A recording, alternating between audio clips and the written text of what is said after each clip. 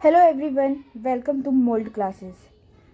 तो आज की क्लास स्पेशल रहेगी, स्पेशली उन बच्चों के लिए जो टीचिंग से रिलेटेड कोर्सेज कर रहे हैं। आज की क्लास में हम डिस्कस करने वाले हैं कि एक लेसन प्लान टीचर कैसे करती है। इसको हम स्टेप बाय स्टेप डिस्कस करेंगे। तो अगर आपको वीडियो अच्छी लगे तो लाइक करिए, अपने फ्रेंड्स के साथ शेयर करिए और चैनल को सब्सक्राइब करिए। तो स्टार्ट करते हैं। सबसे पहले तो हम देखते हैं कि लेसन प्लान होता क्या है। आखिर एक लेसन प्लान एक टीचर के लिए इतना ज़रूरी क्यों होता है। जो लेसन प्लान होता है ना, हम कह सकते हैं एक तरीके की एज अ गाइड हेल्प करता है टीचर की, जिसमें जो टीचर पढ़ाने वाली है वो सब लिखा होता है कि वो कैसे पढ़ाएगी, वो क्या यूज़ करेगी, वो कैसे एंटर होगी क्लास में, वो क्या क्या क्वेश्चन पुट अप करेगी। ये टीचर की बहुत हेल्प करता है ताकि वो अपना लेसन इफ़ेक्टिवली पढ़ाए क्लास में और जो स्टूडेंट्स है वो उसे अच्छे से समझे। तो स्टार्ट करते हैं हमारे फर्स्ट पॉइंट से, जो कि है स्पेसिफिक ऑब्जेक्टिव। बच्चे, इससे भी पहले हम लिखते हैं सबसे स्टार्टिंग में सब्जेक्ट, मतलब जोन से भी सब्जेक्ट का हम लेसन प्लान बना रहे हैं वो। उसके बाद हम लिखते हैं टॉपिक, कि हम कौन से टॉपिक पे बना रहे हैं। फॉर एग्जांपल, अगर मैं इंग्लिश का लेसन प्लान बना रही हूँ और कौन से टॉपिक पे बना रही हूँ, फॉर एग्जांपल मैं वर्ब्स पे बना रही हूँ, ठीक है। उसके बाद हमारा आता है स्पेसिफिक ऑब्जेक्टिव। इट मीन्स हमें जो हम पढ़ा रहे हैं उसका ऑब्जेक्टिव क्या है, मतलब at the end of lesson plan एक बच्चे को क्या समझ आएगा।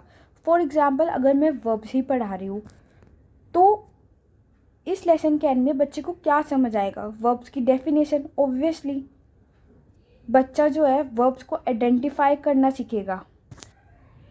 और बच्चा क्या कर सकता है, बच्चा सेंटेंसेस बना सकता है वर्ब्स पे। तो ये सब हम ऑब्जेक्टिव पे लिखेंगे। इन शॉर्ट अगर मैं बोलूँ तो ये कि जो भी हमारे लेसन से वो सीखता है वो सब हम स्पेसिफिक ऑब्जेक्टिव में लिखेंगे। नेक्स्ट, टीचिंग एड्स, मतलब कि टीचर जो पढ़ा रही है उसके साथ वो क्या यूज़ करके पढ़ा रही है। वो ब्लैक बोर्ड यूज़ कर सकती है, या वो चार्ट यूज़ करती है, या फिर फ्लैश कार्ड यूज़ कर सकती है। तो टीचिंग एड में हमें इनमें से ही लिखना है।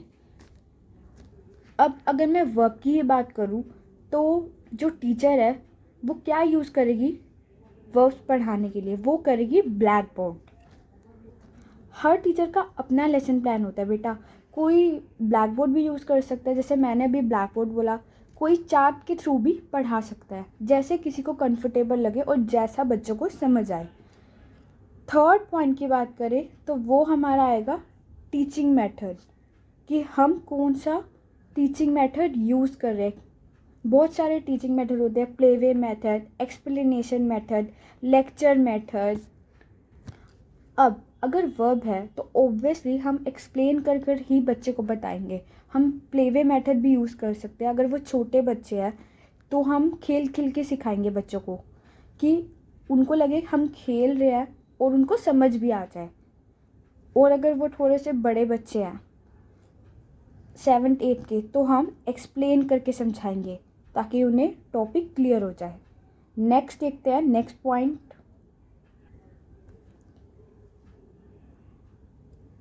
Previous knowledge. अब प्रीवियस नॉलेज से आप क्या समझते हो, कि बच्चे की पुरानी नॉलेज, उसको पहले क्या क्या आता है हम ये चेक करेंगे। फॉर एग्जांपल, हम प्रीवियस नॉलेज में पूछ सकते हैं कि क्या क्या आप एक्शंस यूज़ करते हो अपनी लाइफ में। आप बैठते हो, स्विमिंग करते हो, डांसिंग करते हो, क्योंकि हम वर्ब्स पढ़ा रहे हैं। तो प्रीवियस नॉलेज भी हमारी वर्ब से ही रिलेटेड होनी चाहिए। उसके बाद नेक्स्ट आता है हमारा टेस्टिंग। टेस्टिंग में हम कुछ क्वेश्चन पुट अप कर सकते हैं कि बच्चे को कितना आता है। बेसिकली हम ये 2 पॉइंट कंबाइन करके भी लिख सकते हैं, प्रीवियस नॉलेज एंड टेस्टिंग। तो इन दोनों में हमें यही लिखना होता है कि बच्चे को प्रीवियस नॉलेज किसकी है, और कुछ क्वेश्चन भी हम पुट कर सकते हैं। थर्ड पॉइंट की बात करते हैं तो अनाउंसमेंट ऑफ टॉपिक। सी बेटा, जब भी हम क्लास में जाते हैं तो सबसे पहले हम जाते ही अनाउंस नहीं कर देते। मतलब कोई टीचर जाते ही अनाउंस नहीं कर देती कि भाई आज मैं आपको ये पढ़ाने वाली हूँ। वो पहले आपको चेक करती है, आपकी प्रीवियस नॉलेज को देखती है कि बच्चों को क्या आता है। अब फॉर एग्जांपल अगर हम किसी बच्चे से पूछते हैं कि बच्चे बताओ एलिफेंट की कितनी लेग्स होती है, तो अगर बच्चे को काउंटिंग ही नहीं आती होगी तो वो कैसे बता पाएगा। तो इसलिए हम पहले बच्चे की प्रीवियस नॉलेज को चेक करते हैं और उसके बाद ही हम अनाउंस करते हैं अपना टॉपिक। हम कभी भी जाते ही अनाउंस नहीं कर देते। अगर हम जाते ही अनाउंस कर दे तो बच्चे की जो क्यूरियोसिटी है वो ख़त्म हो जाती है। बच्चे जो है ना वो बोर फील करते हैं, वो सोचते हैं मैम अच्छा आज मैम ये पढ़ाने वाली है। बट अगर हम अनाउंस नहीं कर सकते तो बच्चों को एक्साइटमेंट रहती है कि आज मैम क्या पढ़ाने वाली है। तो आई होप आपको इतना समझ आ गया होगा। नेक्स्ट देखते हैं प्रेजेंटेशन। इसके अंदर हमारे 5 पॉइंट्स रहेंगे। Teaching point, pupil teacher activity, pupil activity, black board work and teaching aids. अब फॉर एग्जांपल अगर एक टीचर वर्ब्स के ही डेफिनेशन पढ़ा रही है तो हम प्यूपल टीचर एक्टिविटी में क्या लिखेंगे कि जो टीचर है वो वर्ब्स पढ़ा रही है। और टीचिंग पॉइंट में क्या लिखेंगे, हम ये लिखेंगे कि टीचर वर्ब्स के बारे में बताएगी। और प्यूपल एक्टिविटी में क्या लिखेंगे, सी प्यूपल कौन होते हैं, बच्चे। अब अगर हम वर्ब्स पढ़ा रहे हैं और टीचर डेफिनेशन बता रही है तो बच्चे तो सुनेंगे ही ना। तो बच्चे हम इसमें लिखेंगे कि जो प्यूपल है वो सुनेंगे और टीचर को देखेंगे। Black board work. अब ब्लैक बोर्ड वर्क में क्या होता है कि जो भी टीचर ब्लैक बोर्ड पे वर्क करते हैं इसको हमें ना ब्लैक स्ट्रिप्स से पेज को कट कर कर उस पर वाइट चीज़ से लिखना होता है कि हम ब्लैक बोर्ड पे क्या वर्क कर रहे हैं। Next teaching add. Teaching add मैंने ऑलरेडी बता दिया कि अगर हम किसी चीज़ का यूज़ करते हैं किसी मटेरियल का तो उसको हम टीचिंग एड कहते हैं। वर्ब के लिए फॉर एग्जांपल अगर हम ब्लैक बोर्ड यूज़ करें या चार्ट यूज़ करें, जो भी यूज़ करें उसको हम टीचिंग एड बोलते हैं। तो आई होप इतना आपको क्लियर हो गया होगा। नेक्स्ट देखते हैं रिकैप्चुलेशन। अब इसमें क्या होता है, रिकैप्चुलेट करेगी टीचर। कैसे करेगी, अपने टॉपिक को दोबारा एक्सप्लेन कर कर कि हमने अभी इतना पढ़ा। आपने भी अपने स्कूल्स में नोटिस किया होगा कि टीचर बोलती है ना आपको तो आज हमने क्या पढ़ा, आज हमने ये चीज़ें पढ़ी। तो उसको हम रिकैप्चुलेट बोलते हैं और इसमें मेथड नहीं आएगा। नेक्स्ट स्टेप की बात करें तो इवैल्यूएशन। अब टीचर ने सब कुछ कर लिया है, उसने रिकैप्चुलेट कर लिया, प्रीवियस नॉलेज पूछ ली, ब्लैक बोर्ड वर्क भी कर लिया, तो लास्ट में इवैल्यूएट करेगी कि बच्चों ने कितना सीखा। मतलब इसमें भी टीचर क्वेश्चंस पुट अप करेगी, पर किसके बारे में करेगी, वर्ब के बारे में ही, कि बच्चों को कितना समझ आया ये चेक करने के लिए। यहाँ पे टीचर कोई भी क्वेश्चन पुट अप कर सकती है। जैसे टीचर बोल सकती है कि अंडरलाइन टीचर ना ब्लैक बोर्ड पे कुछ क्वेश्चन लिख देगी और पूछ सकती है कि अंडरलाइन करो वर्ब कौन कौन सी है इसमें। तो ऐसे क्वेश्चंस वो कुछ भी क्वेश्चंस पूछ सकती है। नेक्स्ट अगर हम बात करें होमवर्क की, सो इसमें आपको होमवर्क देना होता है। अब यहाँ पर अगर हम वर्ब पढ़ा रहे हैं तो हम वर्ब का ही होमवर्क देंगे। लास्ट स्टेप की बात करते हैं वर्कशीट की। ये वर्कशीट होती है जो आप स्कूल में रेडी करते हैं बच्चों के लिए। इसको हमने वाइट शीट पे करना होता है, प्रॉपर वाइट शीट पे, और ऐसे ही हम लिखते हैं ऊपर प्रॉपर वर्कशीट कैपिटल लेटर में, फिर अपना कॉलेज का नेम, क्योंकि हम प्यूपल टीचर हैं तो हम अपने कॉलेज का नेम लिखेंगे।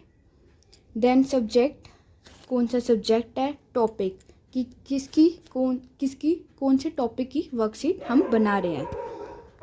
देन उसके बाद नेम, क्लास, रोल नंबर, क्योंकि हम प्यूपल टीचर हैं तो हम ब्लैंक छोड़ेंगे इन तीनों चीज़ों को।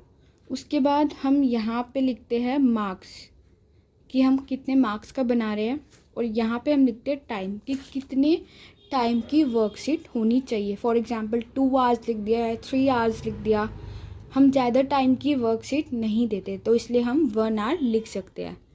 उसके बाद हम क्वेश्चंस दे सकते हैं बच्चे को। अब जो हम क्वेश्चन देंगे वो ऐसे नहीं देना कि हमने जो फर्स्ट क्वेश्चन लिखा वो 5 मार्क्स का हो और जो सेकंड क्वेश्चन लिखा वो हो हमारा 2 मार्क्स का।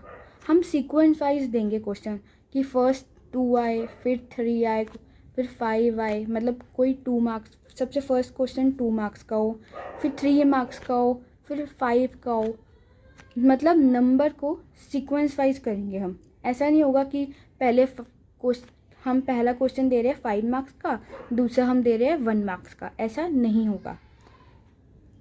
तो आई होप आपको क्लियर हो गया हो लेसन प्लान। अगर आपको वीडियो अच्छी लगी हो तो लाइक करिए, सब्सक्राइब करिए चैनल को और अपने फ्रेंड्स के साथ शेयर करिए। और अगर आप चाहते हो कि मैं एक लेसन प्लान बनाकर आपको नेक्स्ट वीडियो में दिखाऊं तो प्लीज़ उसका भी मुझे बताइए। Thanks for watching.